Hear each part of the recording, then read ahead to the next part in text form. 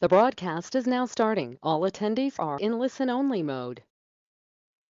Hello, everyone, and thank you so much for joining us today for the first day of our two-day cybersecurity bootcamp. We have a lot of information to cover over the next 2 days, and we really appreciate all of you taking time out of your busy schedules to join us. Hopefully you can make it for both days, but we're really glad that you were able to join us today. So we have a lot of ground to cover, and we'll move through this pretty quickly. Before we get started, I just wanted to cover off on a couple of housekeeping things. A quick look at our agenda. We'll start with some introductions of our speakers and what we hope you'll get out of this presentation today.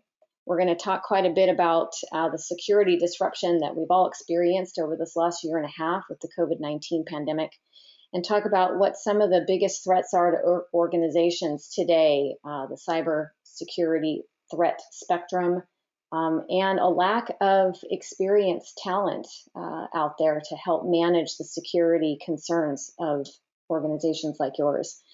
We'll talk about some high-level security 101 concepts to help you really get your arms around this, and then some of the next steps that we can help you with to manage your security strategy. Real quick, you will see on your screen the GoToWebinar control panel, and in there you should see the questions box. Please use that questions box to answer any or to ask any questions you may have throughout the presentation, and we will answer as many of those questions as we can at the end of the presentation. We've set aside some time for a Q&A session. And of course, if we run out of time and we aren't able to ask your or answer your specific question, we will certainly reach out to you and make sure you get the information that you're looking for. Real quick, some of you may know we do have an Amazon gift card on tap for the first 20 people who signed in today. So if you were one of the first 20 people that joined us this morning, or this afternoon, I guess, depending on your time zone, and you stick with us for the duration of the presentation, we will be reaching out to you to make sure we get that $25 Amazon gift card to you. So I'm very excited about our presenters today. We are joined by David Klein, founder and CEO of Instant Info Systems, and Bill Franklin, Senior Director of Engineering for Avant. Instant Info Systems is a cloud communications solution provider and an Avant trusted advisor.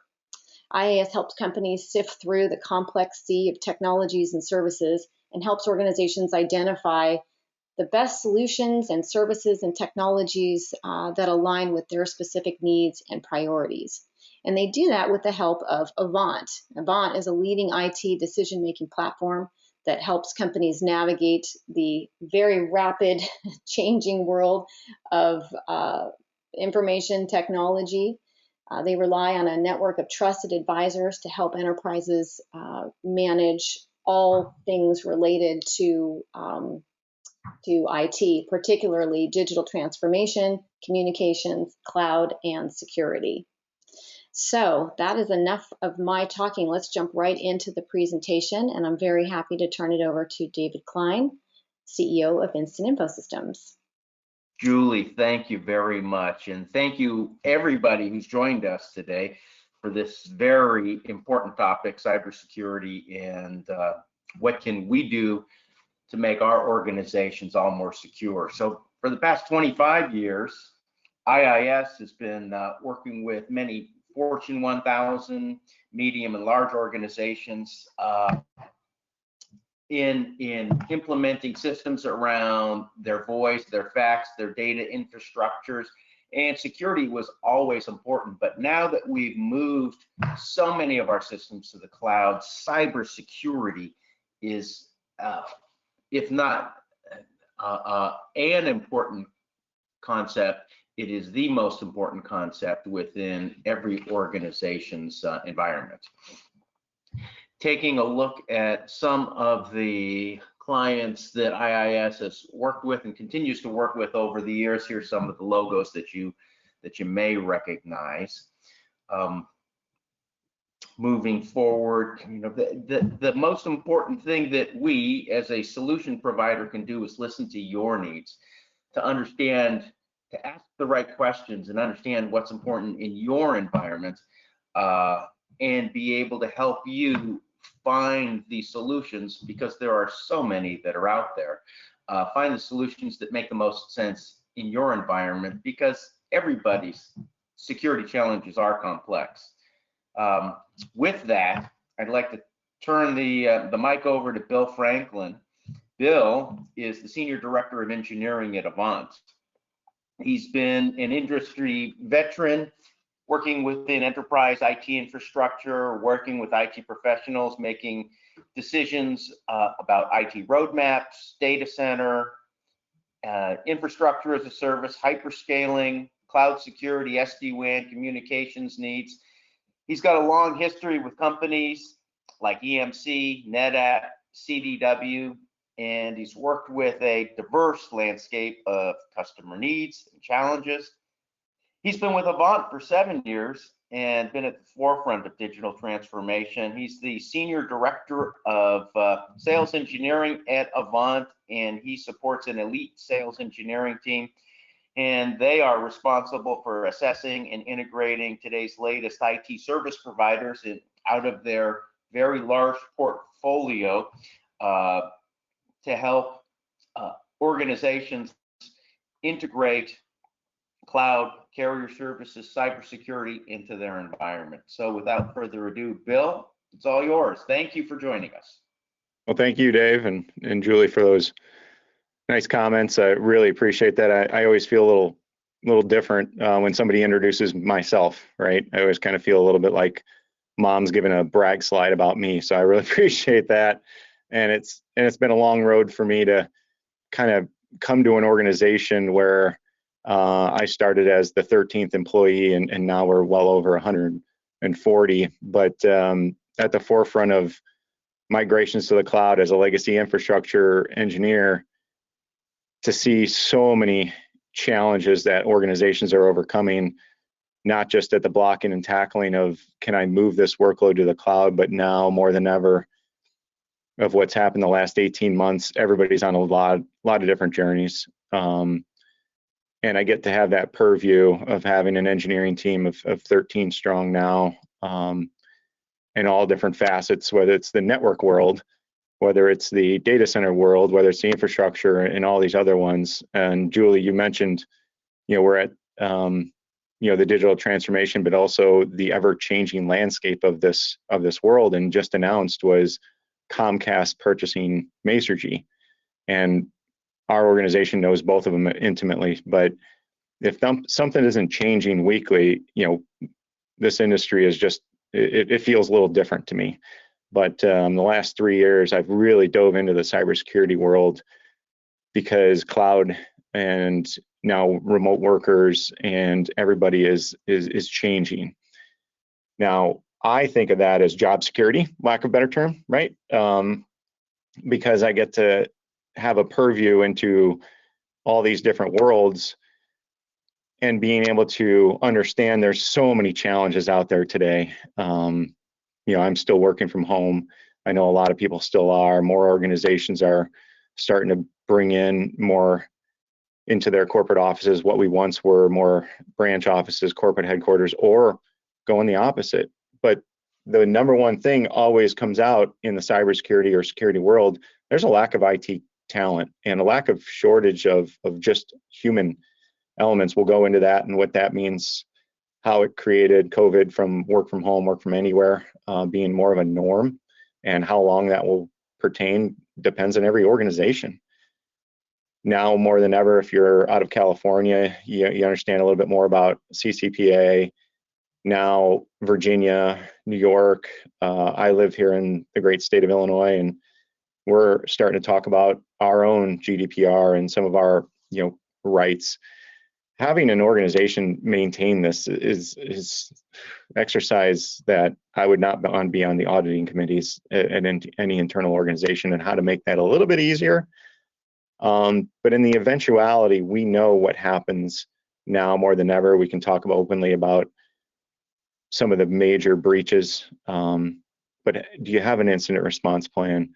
And I get in front of organizations of 50 employees, 100 employees, 500. I was in front of an organization that $3 billion this morning, And this is the exact same discussion of what are we doing to mitigate it and what is our response in case something happens.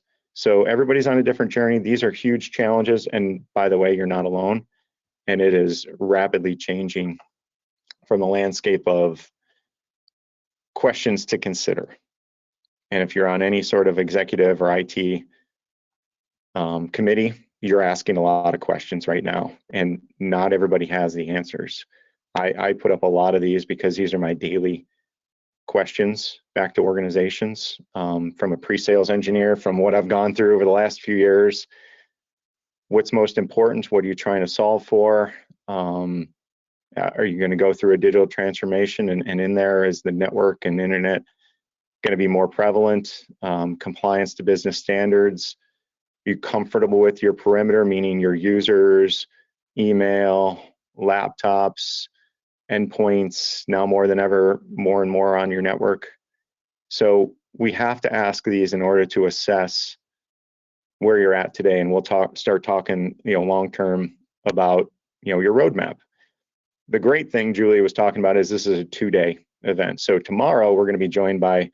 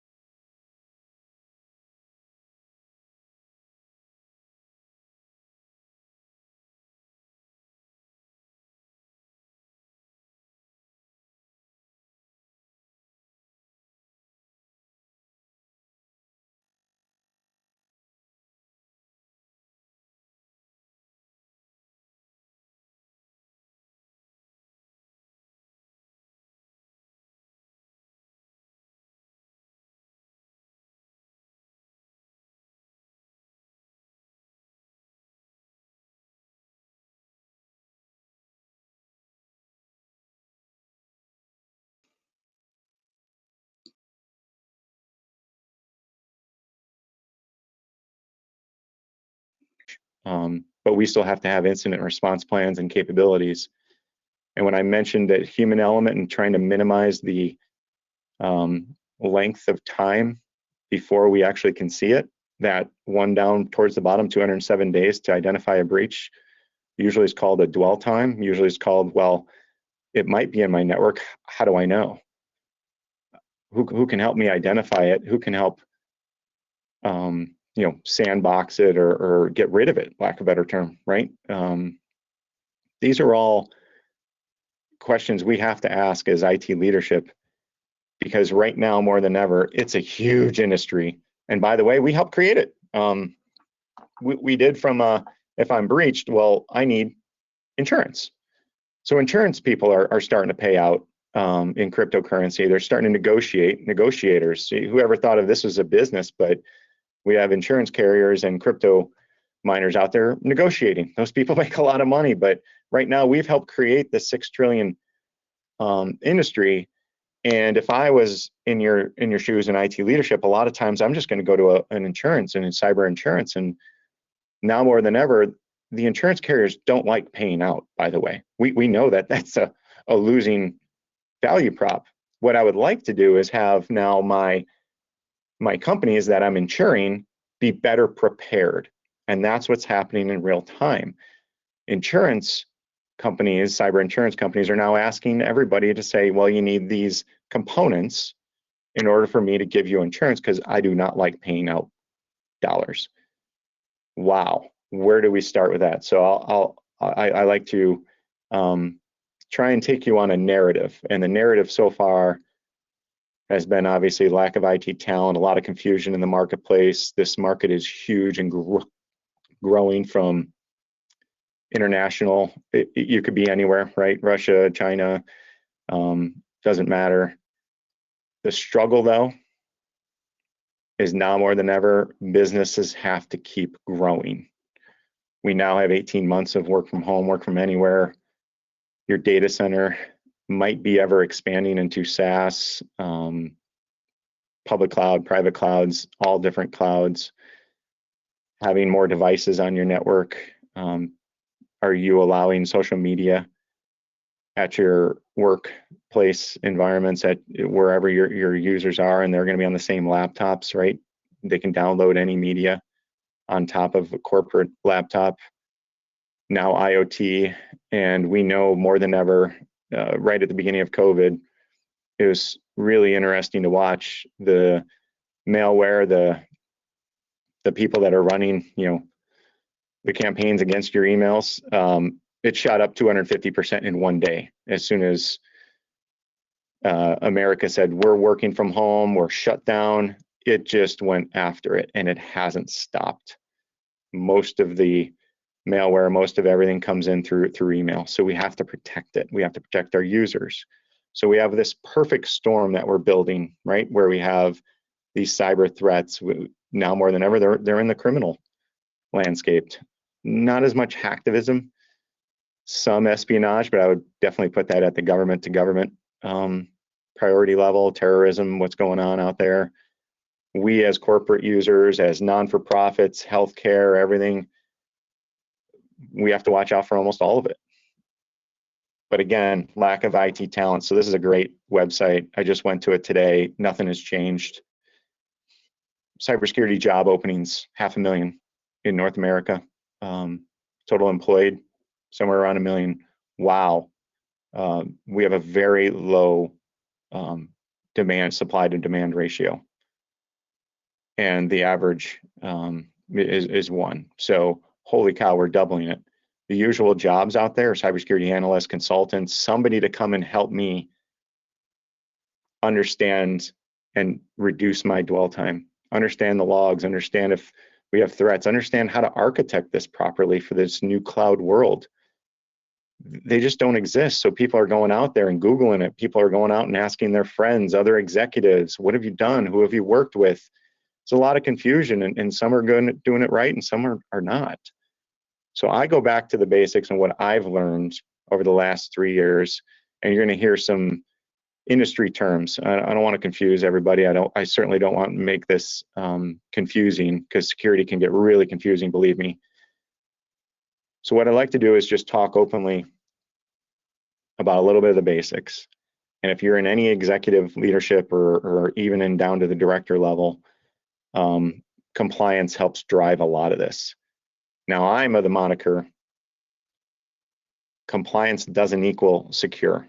Compliance just means that you're adhering to an audit. And now, more than ever, we're getting this acronym soup.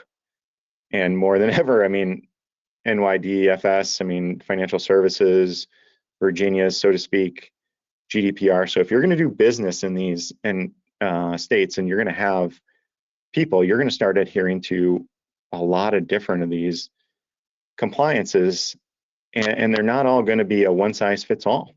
Who are you going to reach out to help you with this, right? There's auditing committees, and they get really, really expensive.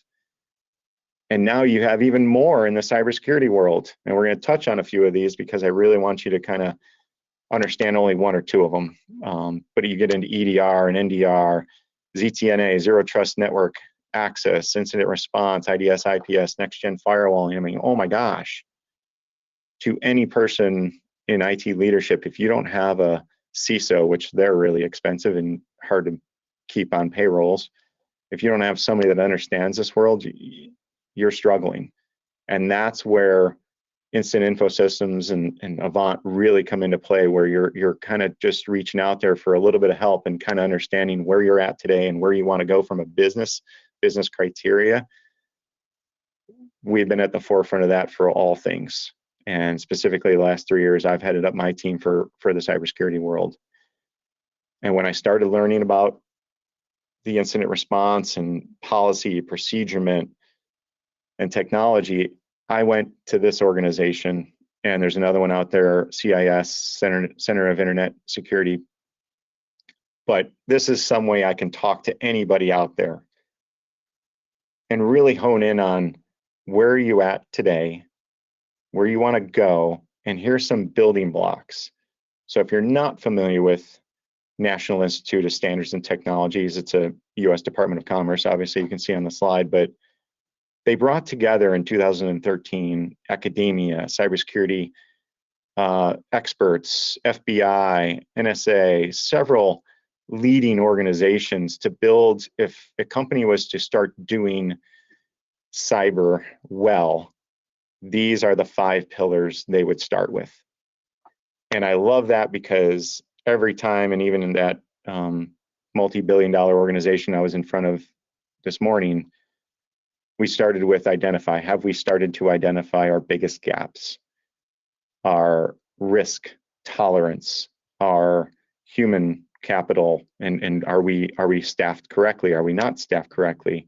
How are we getting into X, Y, and Z business if I can't put together a coherent statement of, am I secure? So going on to SolarWinds, that was a supply chain attack. Now more than ever, more and more supply chains, whether it's Microsoft, whether it's a third-party software, Kaseya. Supply chains are going to happen, and they're going to happen more. Okay, so how am I protecting myself from that?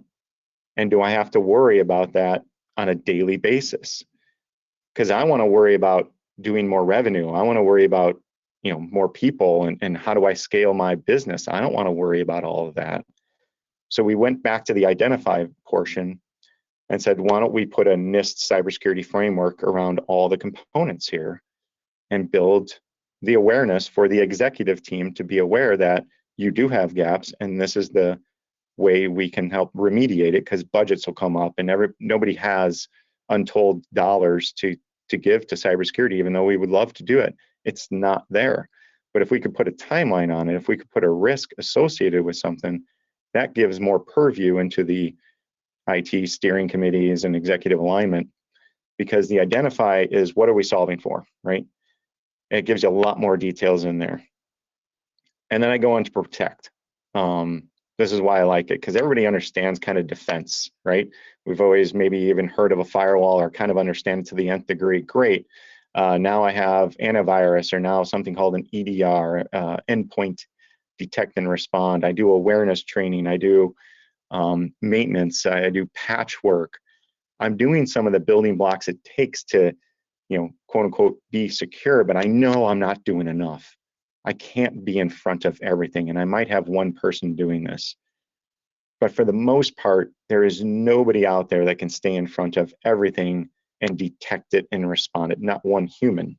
It would actually take somewhere in the neighborhood of 8 to 10 to staff 24/7, 365 with vacations, and then something called a SIM and a security operations center. So I'm able to respond much, much quicker, but it takes a lot of, money to build that. It takes a lot of human capital. It takes a lot of expertise, which for the most part, this is where that shortage of IT talent happens. And this is the most important thing, is able to detect something, give me that information, be able to say, is it very important? Is it a high profile? Is it really low profile, like myself? I'm like, I didn't patch my Microsoft OS this morning. Is that really high profile? I don't know, but I'd really like some third-party person to tell me that it is really, really imperative that we go and do patchwork. Or can they actually respond and remediate? So these are the technical terms a lot of times we use in the cyber world. But for me, the NIST speaks to every organization that before we get into cloud, before we go into data centers, how have we been handling our identifying our biggest risks, our gaps. What are you using today? And we actually have a process to go into this a little bit deeper, and I'll show you that towards the end. But incident response and recovery planning. What if it happens? Who do I call? You know, I don't want to make light of it. It's not Ghostbusters. It's, you know, it might be instant info systems, right? Hey, Dave, I got hacked. Who can help me, right? Actually, we have plenty of service providers in our ecosystem that can help with the incident response plan, right? But how to get that back up to whole, and then what is my plan going forward to honestly protect myself? So if you haven't seen the NIST cybersecurity framework, this actually is a very, very solid understanding of a full cyber people, process, and technologies, documenting everything. This gets into a world where most IT leaders don't want to be. But that's why we're bringing in 2 service providers tomorrow, Entirety and eSentire, that live in this world. And we're also bringing in 2 solid platforms in Cato and Cloudflare that can absolutely help on the protect, and actually they're getting both into the detect and respond models. So hopefully that's laying some foundation. If there's any questions, feel free to push them into the chat. I know we're not going to do a lot of the questions in real time, but this is where I've started almost all of my conversations, because the defense in depth, truth be told, I just took a little vacation out to Portugal. And if anybody's been there, amazing country, right? But you go to these castles, right? The one by the Moors in Sintra, amazing, right? But you get the feel that, well, you're on a hill, and this castle was built hundreds, if not thousands of years ago, on a hill where I could oversee both the land and the sea. So you get that. I have a castle, and it's very hard to attack me. Usually that was my firewall. And I have 1 or 2, because all the bad guys are at bay. They're at the castle walls. I don't have to really worry about them. Well, what if you don't have castle walls anymore? What if your data is now all over your fruited plain? What if you have ships out there that have data as well, and now you're, you know, all over the world maybe? How can I have defense in depth, but yet have visibility, intelligence, actionable intelligence to actually go and perform remediation or pay attention to this?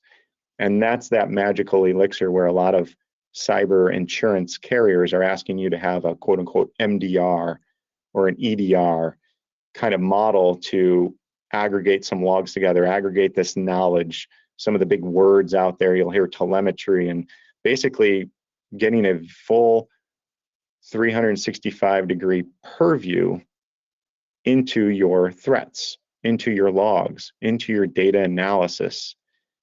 So that behavioral engine there that you see in the middle is really expensive. You'll hear SIM, maybe some of the big platforms out there. You'll hear Splunk, you'll hear QRadar, HPE, many, and actually Gartner has a quadrant on it, right? But at the end of the day, you're like, well, I can't build, manage, and maintain another SIM, or do I even want to? It's really expensive. Could I plug into an ecosystem where I might have some of these things you talk about here, Bill? I might be running some vulnerability scans. I might have logs from routers and firewalls, and maybe I have implemented something at the edge like a CrowdStrike or a Rapid7. Maybe I've done some of these things, but I know I have gaps. And I certainly don't have network sensors, and maybe I have Proofpoint or Mimecast for O365, but I know I'm not getting a central repository to act in real time, right? This is what solves for the shortage of IT talent, the ability to have all of this go to a central engine where you can do behavioral, where you can do machine learning and more analytics, and whether you want your team to remediate it or optimally use somebody else's global security operations center that have built this into it in real time, and being able to sandbox. Hey, Bill Franklin, me, right? I just accidentally clicked on a link from an Amazon gift card that came in through email from a hacker, a bad actor who was spoofing my CEO. Very prevalent out there in the industry, right? I didn't look at his email address and saw it was from XYZ PDQ, whatever, and it wasn't from an internal domain. That happens, and I accidentally clicked on it. They'll be able to see that rapidly and reduce the dwell time from that ransomware going and affecting everybody. That's what EDR, that's what MDR, and that's what this is actionable intelligent responses to you, the customer, or they will take over and act as your cyber remediation teams as well. So this to me sings where our industry needs to get to. The good and the bad is there's a lot of people out there. So that's good. The bad is there's a lot of people out there, and they all say yes to every organization out there. And unfortunately, that's a big struggle.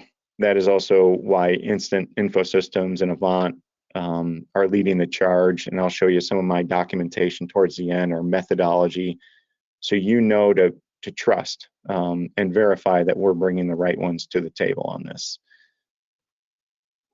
And I wanted to kind of open this up a little bit to where my head is at, meaning if anybody has ever heard of this new Gartner term, SASE.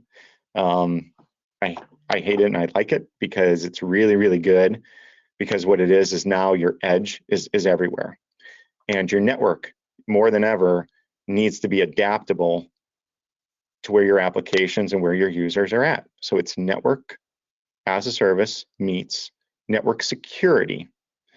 And in that, a lot of us in the network world, let's call it, have been on the left side here. You know, I got carrier services, I got point to points, I got maybe MPLS, and I still have MPLS. Well, I want to get off of that and go to, you know, DIA, broadband, whatever's available, right? And maybe a 4G backup. Julie was just talking about some of her challenges with her 5G, and can I use that as a backup? Yeah, absolutely. This is what we've been doing for the last 3 to 5 years, is transforming networks, better enabling them to leverage, you know, data centers and third-party cloud services, whether it's Amazon Azure, Salesforce, other SaaS models out there. We've been doing that, and that is very strong. That's a core, I would say, of Instant Infosystems and Avant. What the industry has come to now is converging them. So in 2019, Gartner came out with this term SASE. So what that basically is secure access service edge. Now I'm going to envelop a lot of my firewall, my components to building cloud access security broker, CASB, or single sign-on, multi-factor authentication, zero trust, VPNs, firewall as a service. I want to have these building blocks, and could we bring them together into single platforms, or at least minimize from me having 10 to 15 tools and 10 to 15 providers? Can I minimize that down to 1 or 2? Can my team be more efficient? Can my team start leveraging things as a service? Absolutely.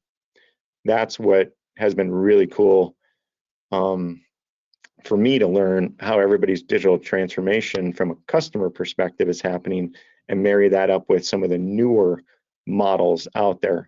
I would say cloud-based firewall isn't the most, you know, now it's a more prevalent name, so it's not as cutting edge, but it kind of is for a lot of legacy organizations. You hear Zscaler, you'll hear, you know, even Palo Alto and Checkpoint, and some of these legacy technology providers are going cloud-based. Absolutely, because the legacy data center is, from a delivery model of all the applications, is broken. We have to get out of our data center. So that means I need to now have all of these building components closer to the internet, right? It would really help me out if all my remote users just logged on, and I can do zero trust, meaning I don't know who's all on my network, but I want to be able to validate it from the application level. I want to be able to validate it. In order for them to get on the network, I want to validate it from my application. Do they even have access to it? So if a bad actor does come on, or one of my users click on the wrong Amazon gift card, it doesn't spread throughout. Some people are calling that segmentations. So zero trust is a very prevalent next gen capability that, yeah, Cloudflare and Cato and the other two, Entirety and eCentire, can touch on tomorrow as well. But this model I love to talk to customers. Again, not the best acronym, but it gets us talking. It gets us talking to where you're at in this process and how your network security can marry up with your cybersecurity model and take you on to the not worrying about all the nuances and the acronyms out there, and you worrying about more revenue, more customers, more strategic alliances and all that. This is one of my favorite discussions with any customer. So let me take a drink of water. You know, Dave, anything to add on here, or Julie, anything I've left off for the last 10 minutes or so? Looks very good. Looks very good, Bill. This is a very important component, securing your communications pipes and having this extra layer on top of SD-WAN is going to be the future. Yep. And I get into this a lot. I'm director of engineering, so by nature I'm going to have to architect things and yet understand the business transformation that you're trying to accomplish. So criteria in there, and you just nailed it. Is we can't think in silos anymore. We can't think only the network and my firewall is always going to be back at headquarters for egress. Not anymore. So this, whether you do it before you do some of the cloud-based transformations or you do it after, we've seen it. And yes, a lot of times we are kind of redoing it, and we have to, because the business demanded you go to these cloud-based applications, but we never redesigned the network, and that is happening in real time every day. So, and Bill, adding one more thing, with work from home, work from anywhere, your whole idea of your network has changed 100% in the last 18 months. So thinking about how you support those remote users in this network model becomes more and more important. Couldn't agree more. And you're going to hear from two great ones tomorrow that personify that model, Cloudflare and Cato. I have multiple of them. If the customer's like, well, I can't go to a third party, but I'm pot committed on Palo Alto or Cisco or other, right? Barracudas, it's okay. What we're trying to do is take what you've had today, and if that's going to be long-term from an OEM or a product that you just purchased and you can't, share shift over to another organization because you haven't depreciated the assets and you have some skill and talent around it, that's okay. We can build around that. That is one of my favorite things about you and I, being agnostic to where any customer is at, and honestly agnostic in the service provider community, because each one's going to have skill and talent that are a little bit different than the other one. Lack of a better term, this has been my life, and some people either like it or don't, but I get to hear all the service providers and what they're good at, and weed through the confusion they're going to give you, the end user customer, because everybody's going to say yes to a certain extent. But when I start assembling the key considerations, when Dave and I and the organizations get together and start piecing things together, we know that there's going to only be a few of them that really shine, that are going to be laser focused in where you're at, where your technology stack is at, what you're needing to accomplish. I'm not saying budgets be damned, because that's an insane statement. It's where are you at and what can you do in 2021, 2022, and start putting some road mapping together where you're going to go out and buy tools. Some people want that from a capital expenditure and financial modeling, or do you want everything as a service and plug into platforms? And as you need them, I just click on or call someone up, and I now have that as a service, or at least can implement it within a certain time frame, right? These are all the considerations we talk to every day. And while you just mentioned one of the most paramount ones, which is remote users, and what are my users clicking on? What are they not? What's on their network, right?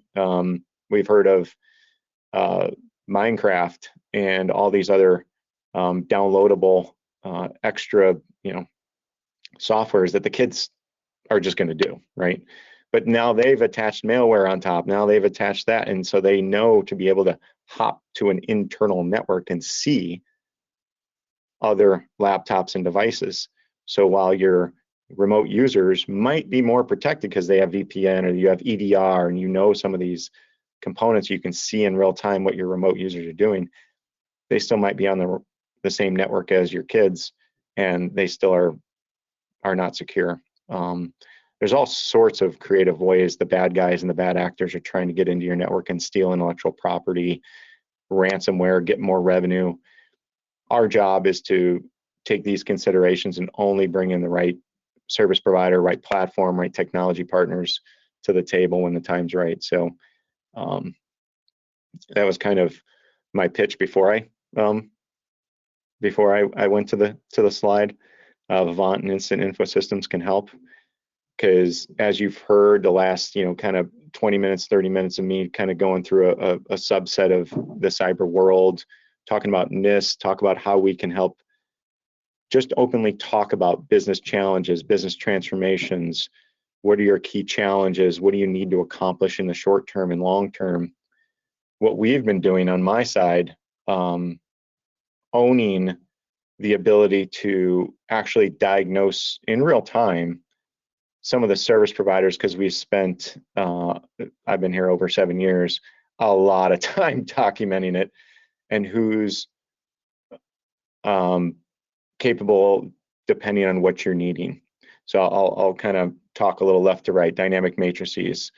And if you ever go to some maybe, say consultants or others, they might have these matrices true to form. A lot of people do, but the way we've made them dynamic is the ability in real time to kind of diagnose what is your technology solution required. Do you have a SIM platform? Do you care? Is it open? Do you want Gartner in there because the customers you support actually care about Gartner, right? We can actually drill them down in real time right in front of you and be open and transparent about the process. Yes, we have UCAS and CCAS and security, and you can even see on their Veeam too. Backup and DR is very prevalent for obvious, DRAS and now the immutable backups and securing it from ransomware, right? But the security matrix, we've been very passionate about. We're adding more in real time. I've done a lot of third-party agnostic capabilities in there, but you can see on there, are they rated? Are they not? Do they do professional services that in the NIST framework that identify portion, right? Do we do vulnerability? Do we gap analyze? Do we do cyber maturity assessments or health assessments? All of those are very prevalent, and obviously some of them don't. You're going to hear from Cato. They don't do pro service.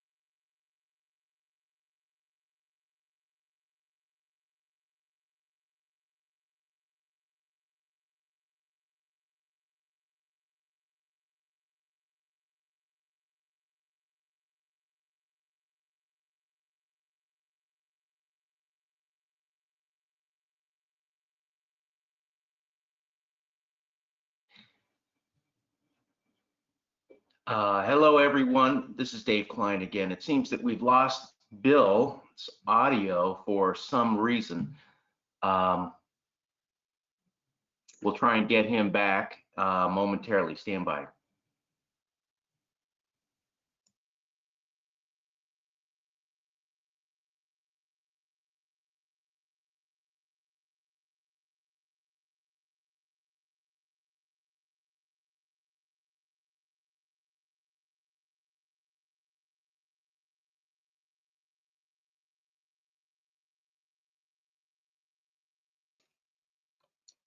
Hi, folks. This is Julie. Are you able to hear me? I know we lost Bill's audio. Wondering if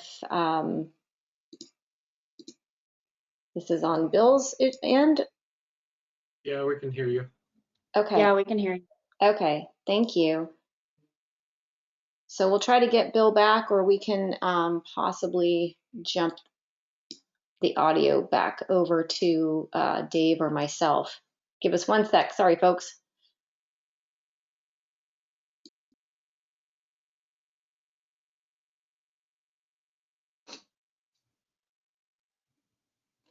So in the meantime, this is Dave, and I'm not going to be able to do nearly as good a job as Bill would be able to, but talking about outcomes, there are so many different areas that are involved in cybersecurity, and Bill's outlined some of those areas, including identity-based policies, cloud-based delivery, patching skill shortages, the whole idea of moving your security infrastructure or adding cloud-based security to your existing on-premise and network security environment is tremendously important. And taking a look at what you have in place today in your security environment is step number 1. Taking a look at what you've got, and then taking a look at where you want to go. How much of your environment do you want to move from on-prem to in the cloud? And it's a hybrid in most cases. Very difficult for any organization to move 100% to the cloud, but it certainly can be done with the tools that are available today.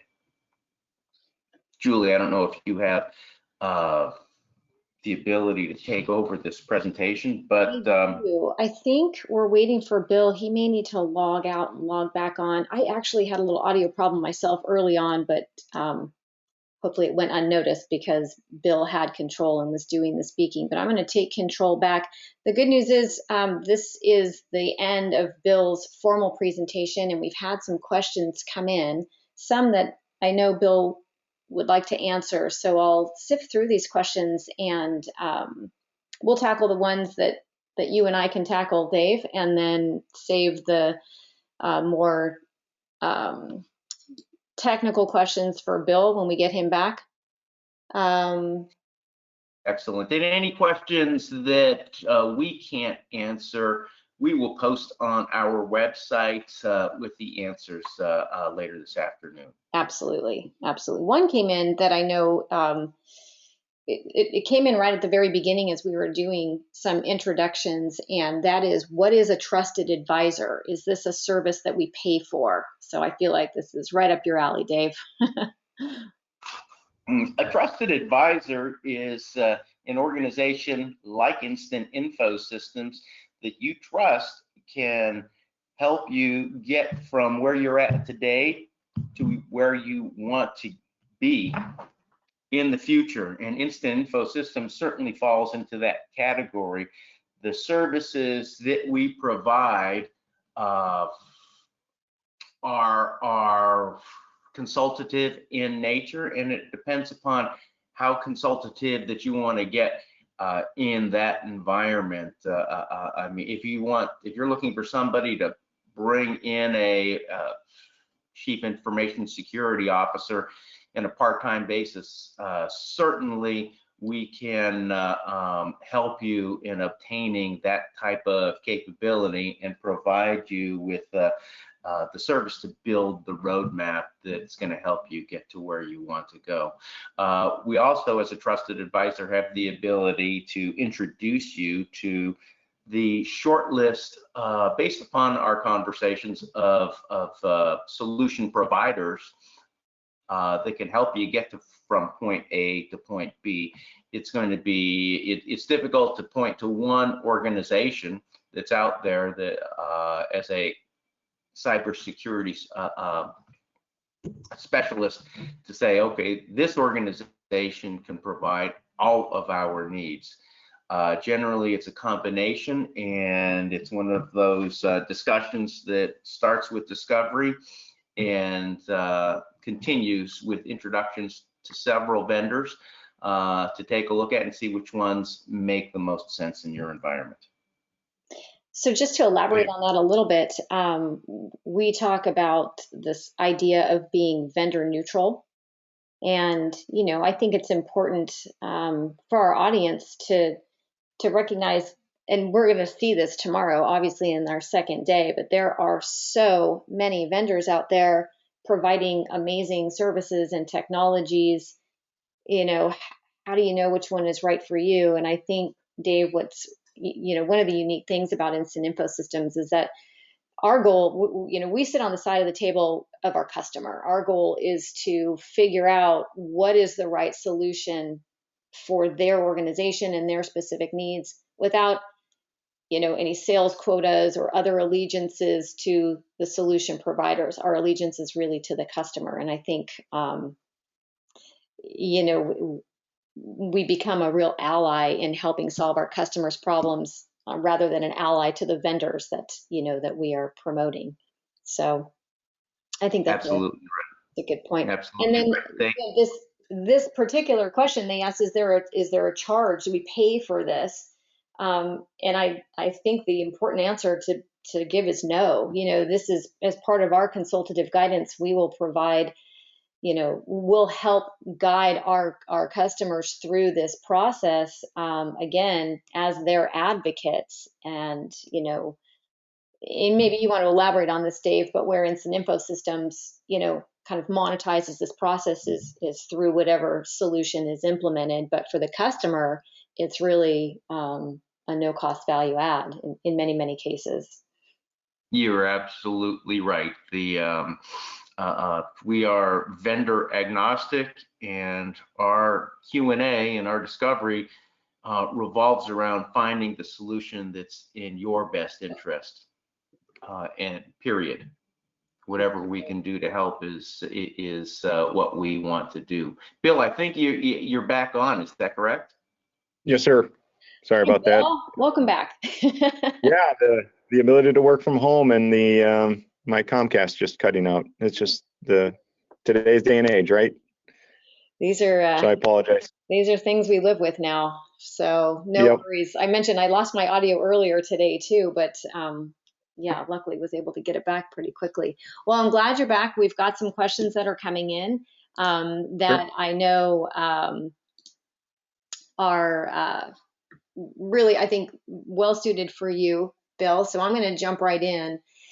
Okay. One of the questions that came in is, what are the most important skill sets or certifications that we should look for in building a security team? We talked about the lack of talent and the lack of expertise that's out there. So what should these folks be looking for to build that expertise on their teams? Well, depends on where you're at in the evolution of what's needed, let's say. So you got to be strong. Do I need somebody literally that's going to align to my technology stack? I have Cisco, I have Palo Alto, I have Barracuda, I have X, right? And do I need somebody to patch that and monitor it and just do the blocking and tackling, right? A sysadmin type of person. If I have that and I need to get out of that, I need somebody on the consultative / architecture. And those are the ones that don't really exist as much out there in the network world and security world. You'll still see them, but a lot of them have become now part of cybersecurity MSPs or started their own business because they know they're extremely valuable. So the skill sets, depending on what you're needing, you might need the blocking and tackling, you might need the architecture, you might need CISOs, which now are organizations, which you'll hear tomorrow, entirety have vCISOs, which basically means that you're going to get a CISO as a service to help build that internal organization, by the way. So those are usually paid engagements, but it absolves you to be like, look, what skill sets do I need? Well, why don't I reach out and have somebody help me to build the model, so I have a people and staff that are proprietary to me, and then I can build a model where their skill sets are shortage and talent and visibility and that global SOC like we were talking about. I can have farm out to a cybersecurity expert, but I'm aligning to that. So there's a whole host of different things that I've been purviewed to, but I would definitely, chat with the vCISO kind of program to help document what's needed, instead of me telling you what those skill sets are at, because there's a whole host of culture, unfortunately, is a big fit, right? Sometimes cybersecurity folks aren't the most pertinent to a culture. I know that intimately because I love Avant, the organization I work for, and we just hired an engineer. He starts Monday out of Dallas, and my number one criteria for hiring him was, is he a good culture fit for my field team in Dallas, right? So I can help build a cybersecurity and his skill sets after that, but is he a good person? Does he fit my culture? There's a whole host of different ways you go about hiring a person, right? Sorry, I hope I answered the question. No, There's no perfect. one, there's no one way to kind of answer that a little bit. No, I'm navigating through our list of questions. I want to make sure we get through all of them. Couple of good ones. I think we've got, several people on the line here that have small organizations, small teams. So here's one. As an executive, what questions should I ask my team to see if we have any security gaps? And what would be a sign that we may not be as protected as we thought we were? There's a lot of great questions in there. I usually start with, not as an executive, you're going to get into the weeds too much when you start bringing up cybersecurity. Well, we have this, and then this, and then this, and the number one question are, does that make us more secure? What is the risk to the business if we have X happen to us? Ransomware, an incident, a breach. Have we documented if we are secure? So what I've had more executive alignment with is not them having to go in and say, well, we have EDR, we have all these acronym soups. I'm going to bring in somebody to help me with the risk evaluation to the business. Have we done that? That's a great question to your executive team. That's perfect. Kind of building on that, here's one that just came in. What are the most vulnerable, easy for me to say, vulnerable areas in an organization? Depends on how you're architected. I usually say, without question, it's the users, which we know from stats, which we know from almost anybody. The gap is the user, the devices, and your network. Could anybody come in from, a backdoor SQL injection or somewhere online? Yes. Does it happen as often as others? No. It just, you start with kind of painting with a broad brush and getting better visibility and knowing that you have somebody that will remediate it if they see a bad actor, a nefarious file of nefarious X. That really alleviates that problem, because where do they come in at? They're going to come in from almost everywhere. Well, More times than not, it's the users. Yeah, I was going to say, I think the users from the work from home, and you've got folks that are on their computer, their company issued computer on social media and surfing the internet and online shopping, and there's so many, I think, risks there that weren't as prevalent as they are now that we've got everybody working remotely. Yep, and how do I help solve that? You're going to hear from several organizations tomorrow. That is a key ingredient to how they solution architect things, because we're doing that in real time every day. And Dave talked about it with SD-WAN and SASE. Those are key nuggets that you're going to take away. Going back to the executive that was asking his team, have we moved to a zero trust, or are we looking at zero trust and segmenting out our users and our applications to really give us a more secure network? if you name drop that in front of some people, yeah, you might get a little squirrely. So those are cool things that executive teams, when they bring up that, usually heard it in a conference or heard it on a webinar or something like that. But when they name drop it and have the little ingredients behind it, let's see how we perform from an answer perspective. Right, right. Well, I think that is the perfect segue to talk a little bit about our second day of this event. So again, I want to thank everybody for joining us today, and I'm hoping that you are all available tomorrow at the same time, 10 a.m. Pacific, 1 p.m. Eastern Time. We have got a great Q&A discussion lined up with a panel of cybersecurity experts from Cato Networks, Cloudflare, eSendTire, and Entirety. And you'll have an opportunity to hear a brief presentation from each of these folks tomorrow, but emphasis on brief, because what we really want to do is open up this discussion to answer the questions that you might have that are very specific to their solutions, very specific to your organization and the challenges that you're having. So we've got quite a brain trust assembled tomorrow, so I think it'll be a really interesting conversation. So again, really encourage you to come back tomorrow. And in the meantime, would invite you to reach out to Instant Info Systems for a free security assessment. A lot of the things we talked about today, like what are the most vulnerable areas of my organization? What are the questions I should be asking my team? What are the skill sets I should be looking for in building out a security team? These are all areas that Instant Info Systems can help you with and really help you identify what your key priorities are and how and what are the technologies, the solutions, and the services out there that best align with your most important needs and priorities. So you can see our contact information on the screen. Again, please feel free to reach out to us. We'd love to talk to you about how we can strengthen the security concerns within your organization.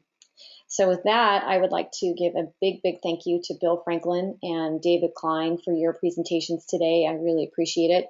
Thanks to our audience for hanging in there. I know we had some audio glitches, but appreciate your patience. And again, if you have any further questions, or if you have a question that you asked that we weren't able to get to today, we will absolutely reach out and make sure you do get that information. So with that, I will wish you all a fantastic rest of your day, and thanks again for joining us. Thanks, Bill, and thanks, Dave. Thank you. Have a good day. Have a great day.